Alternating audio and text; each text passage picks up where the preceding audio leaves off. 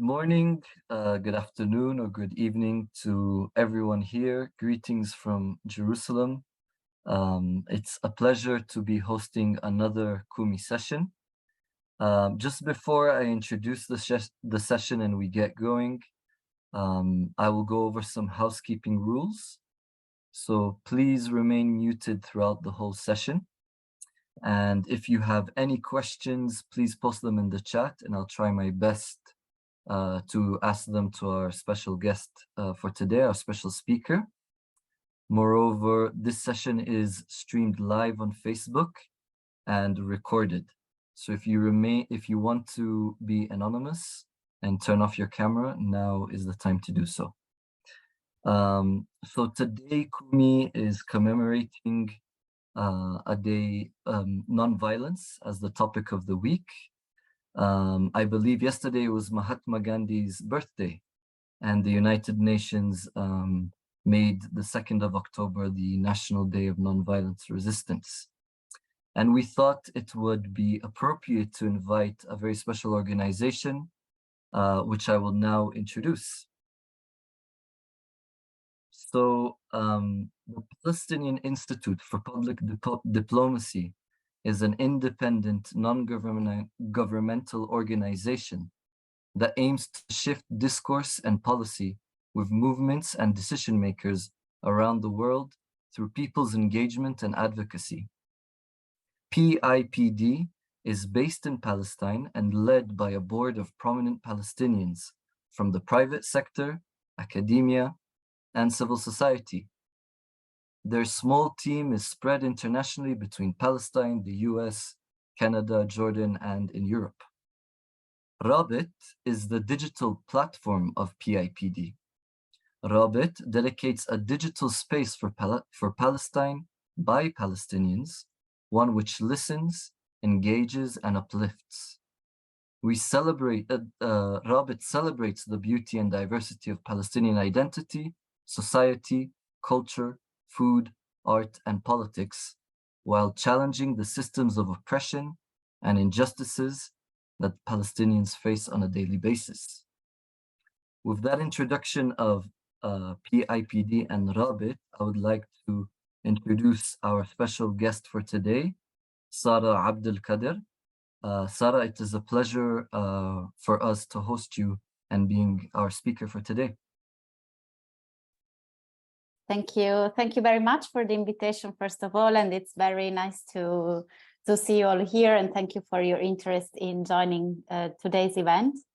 I just have to anticipate that I have an unstable internet connection, so I might probably need to turn off my camera at some point. So apologies, because I know it's not very nice to hear someone talking and not seeing them. I hope it will not happen, but it might. So just to give you a few hands for the invitation.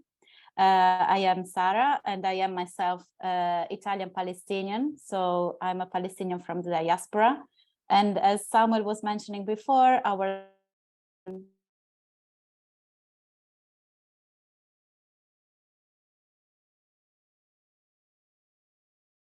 implementation of our people. So maybe I cut off already. A bit. Yeah. Should I try with without video? So sure. It might be, yeah. Sorry about that, guys. No worries. We hope the internet will be in solidarity with us today. Sarah, can you hear us?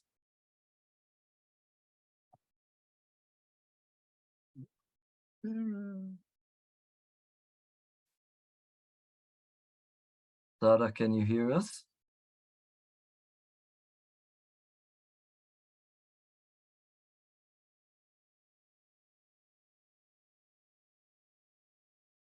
Apologies for this.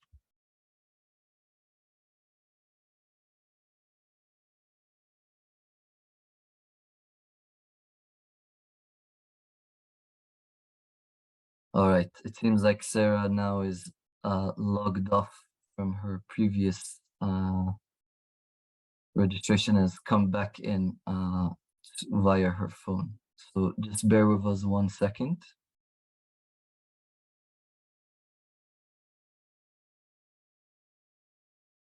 Uh, there we go.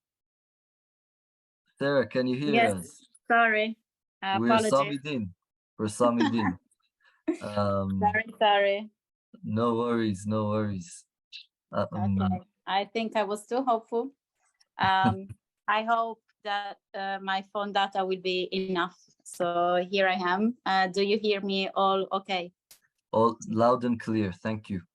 Okay, great. Because to have stable, I cannot use my headphones. So if there are any issues at any time, please let me know. So yeah, I think I was just trying to introduce myself.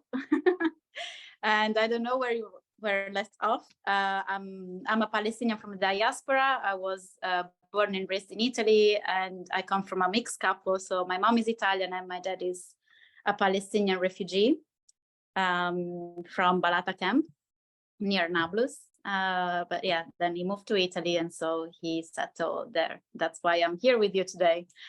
And so I am the communications officer for PIPD and Rabbit, which means that I basically manage our social media platforms, I create the content, and I overlook at all our communication activity, which we will have time to explain, to talk about more in the coming hour.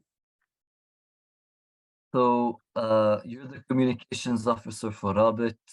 Could you tell us a bit more what kind of activities, as the digital platform for PIPD, what kind of activities do you do, and how does that relate to changing the discourse, the narrative, for the liberation of Palestine?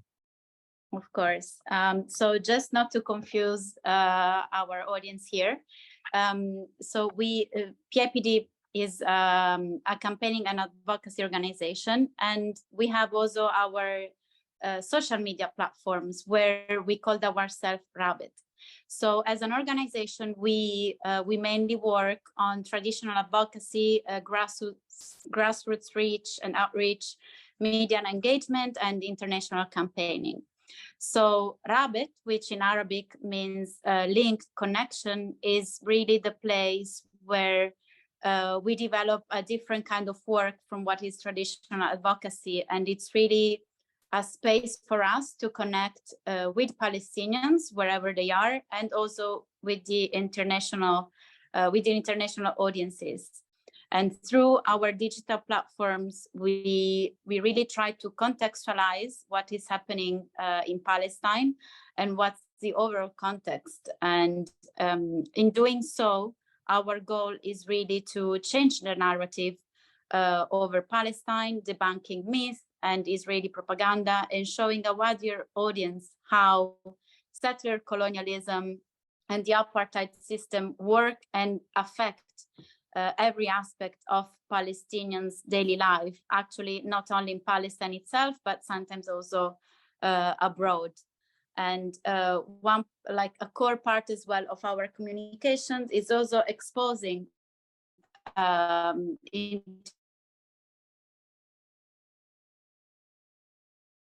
Israel is still a country that benefits from complete impunity despite all its human rights and international law violations and also war crimes. Aside this, we also is a lighter and brighter side of communications, which is really like bringing Palestinian stories to the world, with the aim of not only raising awareness and also activating people to mobilize for justice and Palestinians' freedom, but also like showing the depth of our culture and our identity and like his very various and multiple facades. So it's, I hope this kind of gives you more an idea of what we do.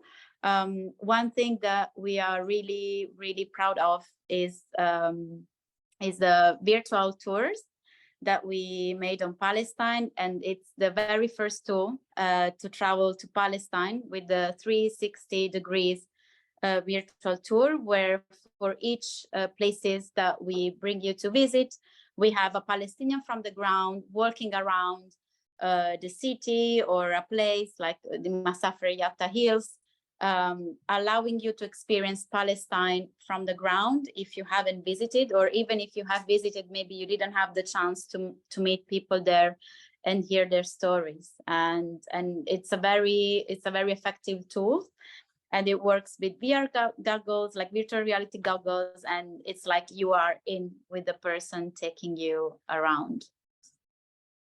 It's using creativity. It's being creative in how you can show Palestine and how Palestinians can show what it means to live where they are, what's their identity, and how they can change the discourse. And it's Palestinian owned. Yes, Which is absolutely, unique. absolutely. Yeah, also because like when walking through places in the cities, they actually explain, they give like a historical background, and then they go like on how are things today. And we have all our VR tours on YouTube that you can actually also watch directly on YouTube without VR goggles. And like through your mouse, you can just go around. But of course, the experience is not the same as having VR goggles. We recommend to use VR goggles, but we understand not everybody might have the chance. But all these videos are available on our YouTube channel. You can find us on Rabbit by PIPD. And I was born and raised in Jerusalem. You said you're Palestinian Italian. How does using digital platforms help change the fragmentation narrative? Yeah, That usually is that's a very good question. Thank you, Samuel. I think in general, and we really try to highlight this in our narrative and discourse, it's very important to consider the Palestinian people as a whole. So really, despite their different experiences, whether they are from Jerusalem, from Gaza, from the West Bank, from the 40th land, or even the diaspora, the thing is that the oppression that Palestinians experience have the same root causes. Also the fact that we still have Palestinian refugees that cannot go back to their places, and they are all over the world, is because of the ethnic cleansing and settler colonization of Palestine as a whole.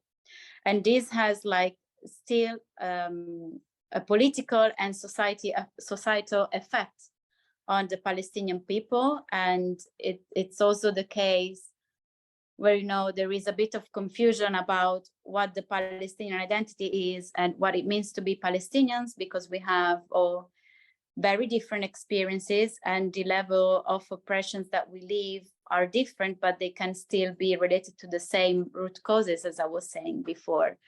So, and this fragmentation, it's really imposed, and it's very strategic. It has always been used by the Zionist movement and later the Israeli state to not allow the Palestinian people to see always themselves as a whole.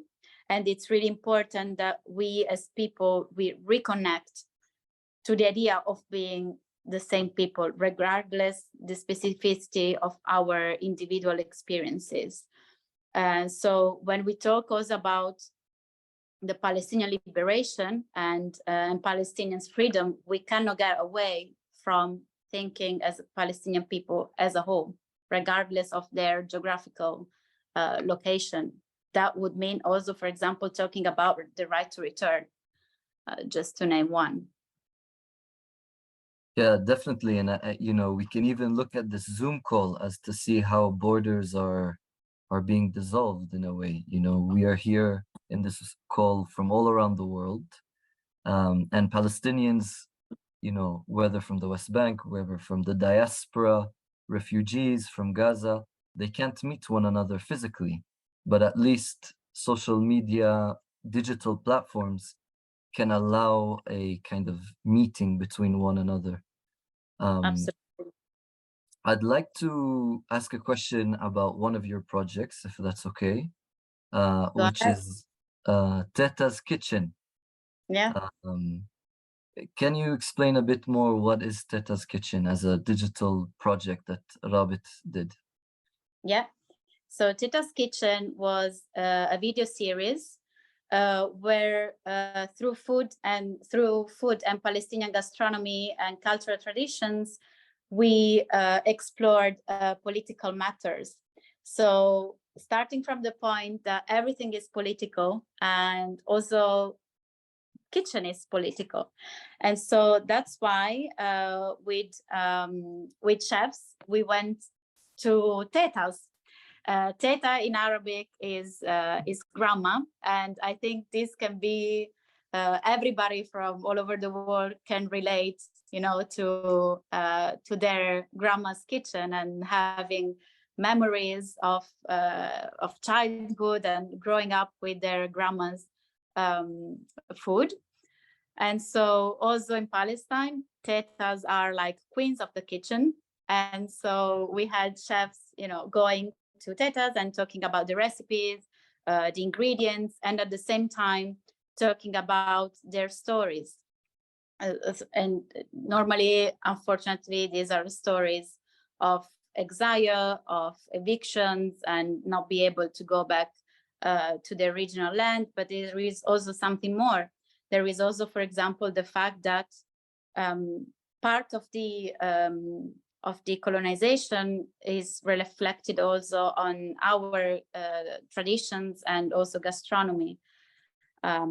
Like some food is not available anymore because of the colonization of the land, and some seeds are disappearing because one tried to make order between things. But like when back in the 48, Palestine was heavily colonized, this had an impact also in the environment, and many original plants were uprooted and substituted with European plants and trees and seeds, which means that the many things are not available anymore, and the original biodiversity of the Palestinian land has changed radically in just 75 years, which means that we are also losing some of our traditional food culture, which is very important to keep.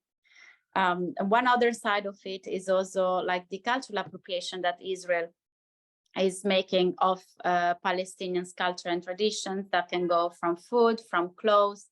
So the kitchen really is still a place of resistance. And you can see like also many Palestinians abroad from diaspora trying to fight that cultural appropriation, but like reclaiming their ownership on our traditional dishes.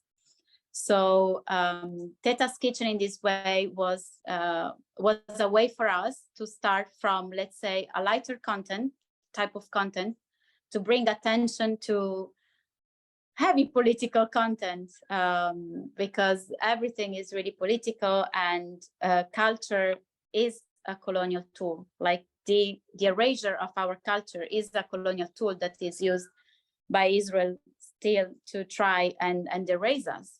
So it's still important for us to also like convey to the world what our traditions are, but at the same time also keep our traditions like between us and try to transfer it from tetas, so from grandmas, to their children, so that we can keep our tradition alive.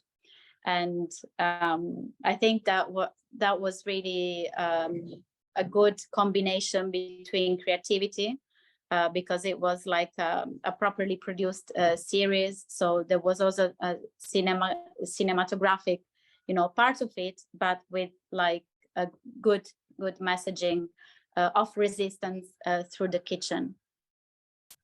Yeah, and you know, akub and za'atar, wild za'atar and wild akub is even illegal to harvest in some areas in Palestine. Yeah. It's considered an illegal substance, and you get fined if you simply just go and pick some local indigenous food. Thank you for And I picking remember, up that. Yeah, that's go ahead. absolutely correct. No, go ahead. Yeah. And I remember even with my own, you know, when I was studying abroad, when I was missing home, I made Palestinian food. So any place that has to do something with food, it can be very powerful. And it shows you how any form of erosion that settler colonialism tries to do is also a form of resistance. So Palestinian gastronomy is now a way of resisting, and what better way of having videos and learning how to cook and the connection to the land. And this goes to my next question. So many Palestinian activists and scholars point towards the significance of digital platforms for the political organization and mobilization during the Unity Intifada, which is the uprising in the summer of 2021. Many Palestinian leaders, grassroots mobilization organizations used digital platforms to break down the fragmentation narrative. So how is digital presence feeding into the entire struggle for liberation? Absolutely. Thank you for this question. There are many layers in the answer that I will give to this.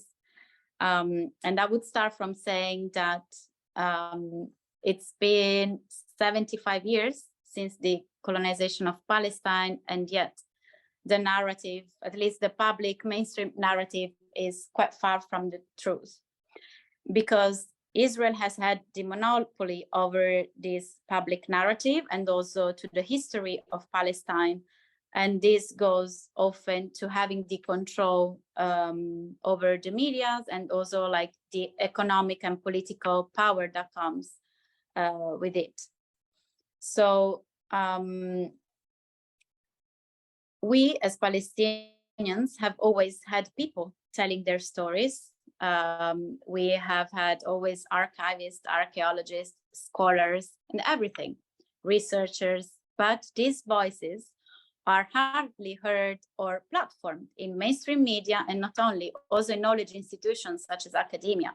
Like we seeing more now, but it's a recent phenomenon. So what happened in Common Unity Intifada back in 2010-1 is that Palestinian social media content, from the massive bombing on Gaza that were happening at the same time to the first ethnic cleansing in Sheikh Jarrah, started going viral worldwide. Because as we say, like social media don't know geographical borders. This is the way the algorithm works. So you can literally like reach someone at the other side of the world from where you post a video or a picture. And from there, I think what was really astonishing is that when this content started going viral, there was probably more political awareness worldwide. And we've seen mass protests all around the world in numbers that we hadn't been seen in decades, from Europe to US, to the Arab world itself, to South America. And I think that was impressive. And I feel that part of it came through also the power of social media in showing what was happening on the ground. And probably this helped more people to know what is happening in Palestine. And this, interestingly enough, it happened just a year after the video of the killing of George Floyd in the US went viral as well in 2020 during the pandemic. And that was also, I think, a seminal time in which the movement Black Lives Matters, for example, managed to reach a massive global audience around the world that started supporting their cause and being more aware of the Black people struggle that is still going on in the US. So I think that in general, social media plays an important role today in showing our reality, where we actually can be owners of our own story and tell it from our point of view and from our daily experiences, and communicate it really beyond borders, geographical borders, and also language differences, because many people communicate in English, or if they communicate in Arabic, they try to give subtitle in English so that that content can reach more people and be understood by more people. So one other side of it is that social media can be a way to penetrate the mainstream narrative and change the public opinion. So it's also a place where people can see the reality with their own eyes without having an intermediary, like it could be more traditional media, for example, that goes through a selection. And one other thing, for example, it's that social media have also allowed public figures and influencers to speak about social causes, including Palestine, like we've seen, like many, let's say, celebrities talking about Palestine, which give a greater visibility to one's struggles as for the Palestinian struggle, because the great thing of it is that through influencers or public figures, you are able to reach also audiences that wouldn't normally engage with political or social issues topic. So social media can be literally a tool for education and further understanding. However, I would say that social media can be also a double-edged sword, because there is still a lot of bias in the way that companies control the algorithm and content of their own platforms. And unfortunately, there have been many cases of content, Palestinian content, that was censored, cancelled, or even just shadow banned because you use certain word or you have some graphic content that gets shadow banned. And for example, we have locally a very important NGO, which is called Hamle, that is working on contrasting this, reporting on digital right violations and trying to take action against them and report directly to the social media companies, for example. But despite this, I would still say that social media are a great tool of communication and also building online communities. They can be really a space, and while they cannot still substitute live actions and advocacy, they are certainly a complementary tool and space to further our struggle. I'm going to ask a question that I was just thinking of when you were speaking. Many of the people here came to Palestine and saw for themselves the reality, and that caused a certain reaction that maybe confirmed a certain conviction. Do you think the same thing can be with social media, where an image speaks more than a book or an article, a video, any form of visual digital platform speaks louder than any sort of academic speech or sort of a book? That's the first question. The second question, do you think there's a lot of potential with digital platform in reaching out to a younger audience?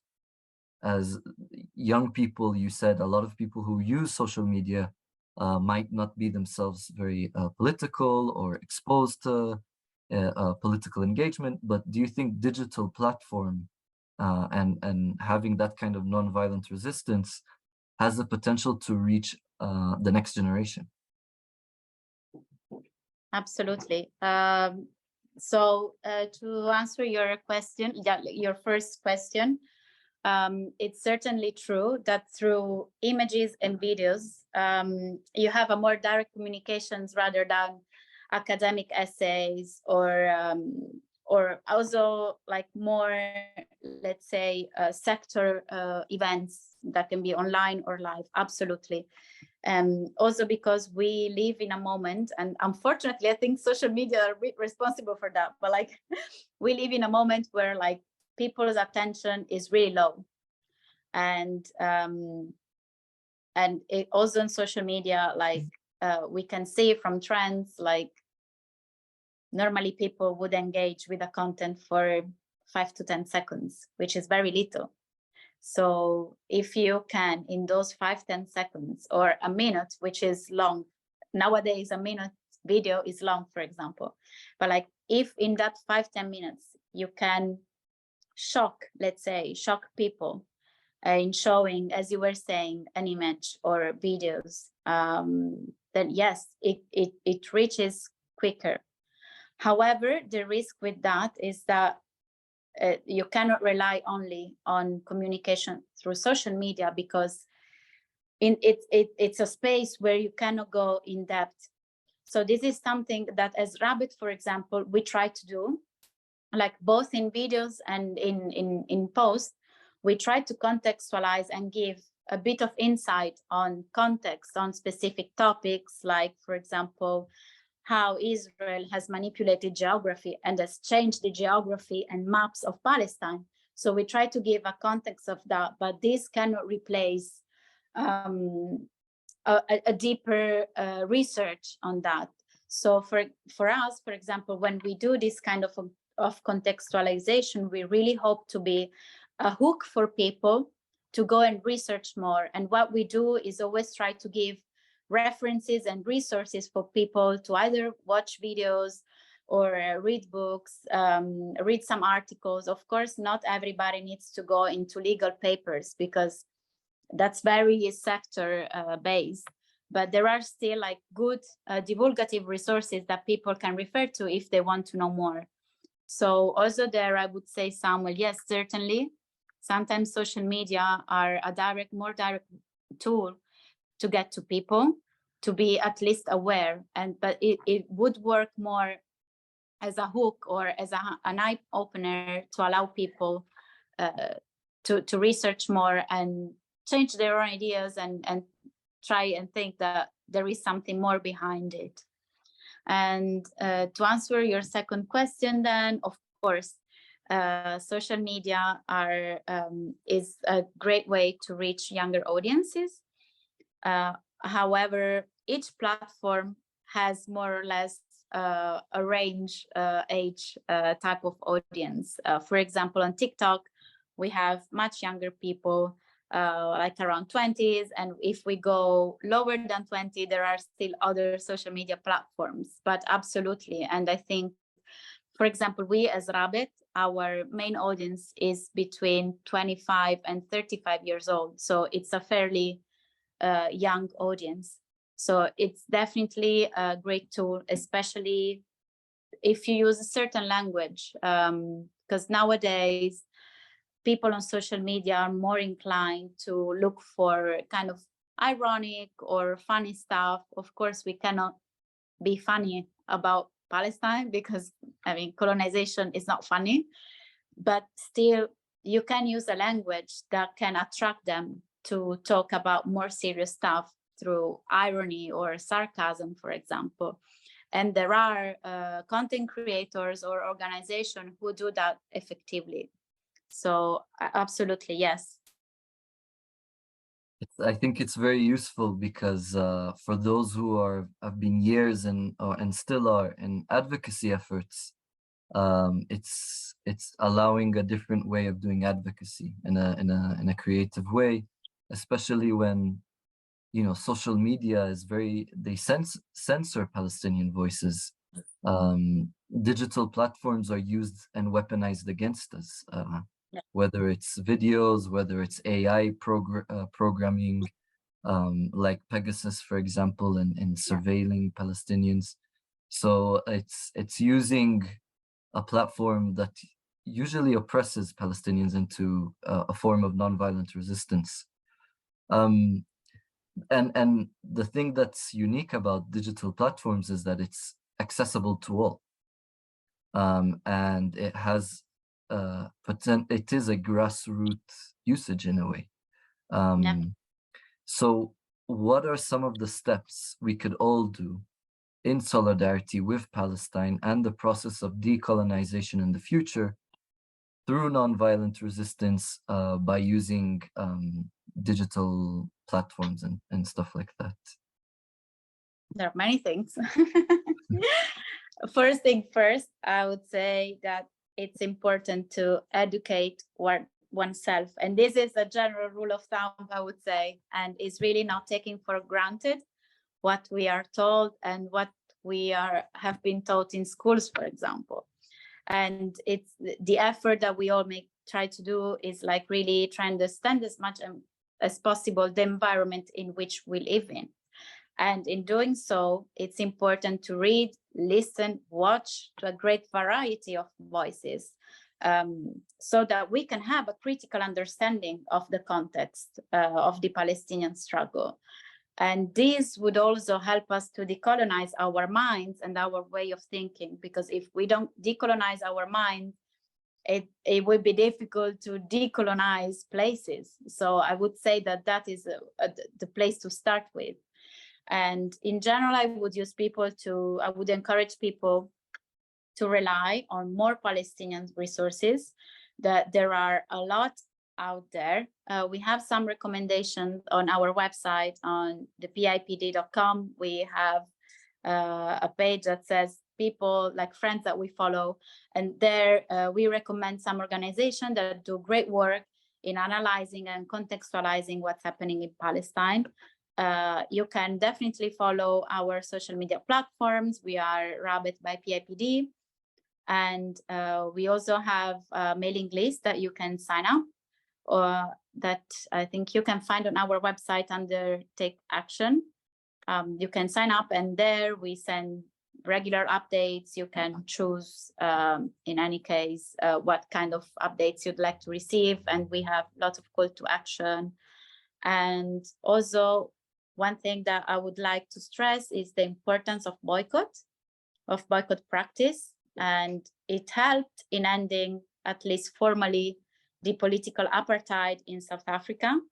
And it shall work for Palestine too. We still need to raise more awareness on boycott practices. So also there, I would encourage you to follow BDS and their guidelines on how to do this. And also one other thing is like sharing on social media with your friends, sharing on WhatsApp. WhatsApp is a social media, don't forget that, and is a great tool of communication. There you can send the videos that you've seen that you liked and that you found as an eye-opener or groundbreaking. Just share it with your friends, share it with your families in your circles, and also don't be shy in joining grassroots local movements of solidarity, which is very important, and you can help organize and mobilize in your local area with the capacity you can give. It can be done through political actions, but not only cultural events as well are a great place to raise awareness. And it's also, these are occasions where people are also more encouraged to go because it's cultural events. So yeah, I would say this is what I would recommend, and always like be aware of what you watch, listen, and read. I think it's important to remember that we need to also celebrate, and celebration is a form of resistance. So celebrating Palestinian identity is in itself a form of resistance. I'm going to try and ask as best as I can the questions on the chat. So if anybody has any questions, now's your time to post them on the chat. The first question, I'm not sure, Sarah, if you are the expert on this, but I'll ask it anyways, and I can help, is what foods are forbidden plants to grow in Palestine? Okay, so I knew as well about akub and za'atar, but I can refer you to two great projects by Palestinian artists about this, because they have more documentation and there are videos and resources. So one project is called Palestine Hosting Society by artist and chef Mirna Bamie. And she is working on live art projects that explore traditional food culture in Palestine, especially with a focus on those who are disappearing. She's done also like a few videos, and she's doing also like, depending on the invitation she gets, but like she does also dinners in which she cooks. and she explained this live to you. So this is it's also like there is on the website, you can find more about her. And also she gives more information about this. And one other project related to that is the Palestine Heirloom Seed Library by artist Vivian Sansour, which is an interactive art and agriculture project where she, with local Palestinians as well, like she tracks the lost biodiversity, and she tries to keep track of the original seeds of Palestine and try to keep them alive and also adopt new varieties. So on food and this, I would recommend to check these two projects because they are great and they give really insightful information. I would just like to add that the prohibition on picking wild za'atar and akub is to do with them being endangered species by Israel. But, you know, and Zionists didn't know how to harvest the plants properly, where indigenous Palestinian people knew how to harvest enough, when to harvest, not to overuse the land. So you see the connection between the ecocide and the settler colonial project of Zionism. Yeah, and so that's why they're considered illegal. And I heard stories of people picking them just as they would do any other day for a picnic or to go out on a daily excursion and get some harvest. And they would get fined, they would get sent to the police, they would get arrested. And also as a kid, I used to go to the old city and I would remember seeing the old Palestinian women with the harvest of the day. And we don't see them so often anymore in the old city. And if they do, a lot of times they get harassed and they get beaten, which is unfortunate. And for all those who are interested in the different projects that we were talking about, Ryan has put the links of the different digital projects Rabit and PIPD are doing. Perhaps I will ask a question because I don't see any in the chat. Liberation, decolonization, the emphasis is on also being intersectional and looking at the links of various different systems of oppression and the intersection of them. What do you think, what is the power of digital platform, having digital platform projects in having a intersectional approach to decolonization?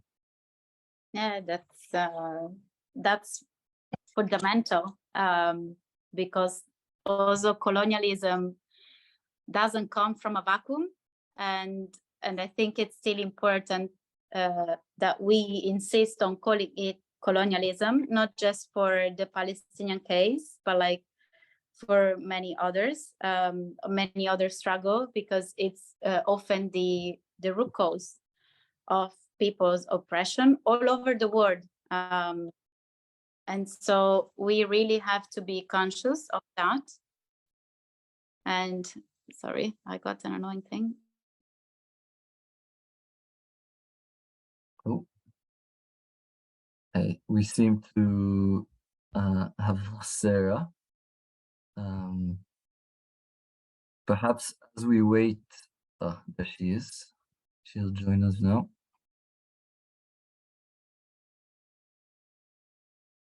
Sarah, are you with us? You're on mute. Can you hear me? Yep. Apologies. Yep. Okay. Yeah, no, I was saying that it's essential to have an intersectional approach. We as PIPD and Rabit, we have it. And definitely also through different organization collaborations, for example, developing content together, sharing each other content. It's something that we have to be aware of, because there is no hierarchies in the struggles, because the oppressions we live come from the same system, from the same economical and political system that we have to reverse somehow. So to have that as a background for any of other action and approach is absolutely essential. So I hope this answer a bit your question. Definitely. I'll ask one last question, and then I will propose a Kumi action for everyone here from the Kumi Now team. I'm sure Palestinians and Palestine is not the only place of resistance in digital platforms. Do you think having a resistance in digital platforms connects you to other contexts of oppression around the world? Do you think that it has the potential to making the cause more transnational? Yeah, it does. I think it absolutely does. It doesn't do it on its own, in the sense that, for example, when it comes to Palestinian solidarity, usually, for example, around the world, the groups that are more close to the cause and like being solidar, for example, are anti-racist movements and feminist movements. This is a trend that we can see around the world, or other colonized, oppressed people. And I think that this really shows the connection, and that we have the awareness that we come from the same place, and that we are fighting the same fight, actually. So social media are definitely helping in that. And because, as we were saying before, it's a way for also these groups to have more information and connect to organizations that are somewhere else and trying to do actions together, exchange knowledge, exchange also like activism practices, for example, because maybe you've seen like a video from an organization or a movement, and then you've made contact with them. So it's really a net, like social media are a net to connect to each other, trespassing geographical borders. And it's something that 30 years ago would have been like very difficult to imagine, and connect so quickly and so easily with people and organize a call as today. Like we have people from all over the world, you know, so absolutely. There's a rabbit It's that can link different movements. And I think one way we can be nonviolent and resist is to share this video on your various social media platforms and let people know about the different online meetings Kumi Now is doing. But also I think I've been requested by many in the Kumi team that we can show support to the famous Jean Zaru, who is currently not doing too well, and many of you might know her. So I'm going to post her email on the chat, and if you could send emails of encouragement, of thanks to her for all her activism, for all her work, for Palestine, for the Palestinian movement, for Sabil and Kumi. One of the main tenets of Palestinian liberation theology and Kumi is nonviolence, and Jean Zaru has been a pioneer in that in the Palestinian scene. So I'm going to post her email on the chat, and if you can take the time to write a brief email of encouragement to Jean Zaru, it would be very impactful, and it's a small gesture, but I think it could mean a lot. So I'm gonna leave that in the chat, and you can all look at the link. Also, next week, Kumi will be discussing the issue of mental health in Palestine, and we will be having an expert on mental health issues in Palestine coming in and sharing with us. So yeah, I think, Sarah, just to end this Kumi session, it showed us that digital platform is full of potential. It is a potent tool of resistance, and it is a way of being really, really creative. Perhaps I'll give you the last word. What's the last thing you would like to leave with us before we all end the session and leave? Not be afraid. That's what I would say. Not be afraid to speak up and also to challenge yourself. I think I try to do it myself as a human being in general, like to challenge my own opinions and belief. I think it's always starting point, and really also don't be afraid to speak up the truth, and also showing that things are in a certain way and showing their context. So yeah, I think because we often encounter rejection or censorship or being silenced when speaking about Palestine. And we need to be brave and courageous and do not make us silenced. So yeah, speak up and believe. Amen. And believe we can do it. Optimism. Exactly. Thank you so much, Sarah, for educating us, inspiring us, letting us know about the important work of PIPD and Rabit. I think this has greatly informed how we should do advocacy. It let us know another important organization that's doing very, very amazing work. And I would recommend everyone here to go check out the links that Ryan put in the chat, or email me personally if you don't get a chance to enter the link, and I can provide. Yes, and thank you very much for all those who will be emailing Jean Zaro. I think it will mean a lot. And with that, I will say goodbye to everyone and hopefully see you next week discussing mental health in Palestine, which is a huge topic. So thank you, everyone, and goodbye. Thank you again for the invitation, and thank you for listening. I hope to connect soon again with all of you.